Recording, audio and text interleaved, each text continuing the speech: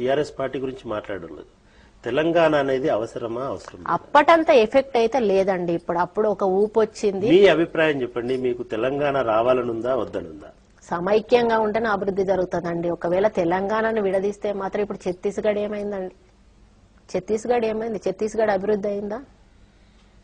మీరు తెలంగాణను వ్యతిరేకిస్తారు? నేనైతే సమైక్యంగా ఉంటేనే బాగుంటుందని నా ఉద్దేశం అండి. ఓపెన్ గా చెప్తా ఉన్నాను. దానికి ఒకవేళ తెలంగాణ ప్రజలు బాధపడితే నేను క్షమించమని కూడా వేడుకుంటా ఉన్నాను. కానీ ప్రత్యేక తెలంగాణ వస్తే మాత్రం అభివృద్ధి తగ్గుకుంటూ పడుద్ది అనుకుంటున్నారు. ఇంకేదో అభివృద్ధి జరుగుతుంది అనుకుంటున్నారు. కానీ వనరులన్నీ కూడా ఆంధ్ర సైడే ఉన్నాయి. కలిసి ఉంటేనే ఏదైనా సుఖం ఉంటది. విడదీస్తే ఏమొస్తుంది? అంటే ఇవాళ రాజశేఖర్ రెడ్డి లేడు. రాజశేఖర్ రెడ్డి గారికి ఆయన కుటుంబానికి ఏం ఎఫెక్ట్ పడదు. అయినా సరే మీరు అదే అభిప్రాయాన్ని వ్యక్తం చేస్తున్నారా? చాలా మంది చెప్తున్నారు. నా మనసులో ఉన్నటువంటి మాట ఈరోజు మీరు ఇన్సైడర్ అని అడిగారు కదా, ఇన్సైడర్ అన్నారు కదా, నా మనసులో ఉన్నటువంటి మాట నేను చెప్పాను. అంటే మీ మనసులో ఉన్నప్పటి మాట అయినప్పటికీ కూడా మీరు తీసుకునేటువంటి రాజకీయ నిర్ణయాలన్నింటి మీ ప్రజలని దృష్టిలో పెట్టుకుని తీసుకుంటారనేటువంటి పేరు సురేఖ గారికి ఉంది. అంటే మీ షాయంపేటలో గానీ, పరకాల్లో గానీ, లేకపోతే మీ ప్రాంతంలో వరంగల్ జిల్లాలో గానీ ప్రజలు తెలంగాణను కోరుకోవడం లేదా?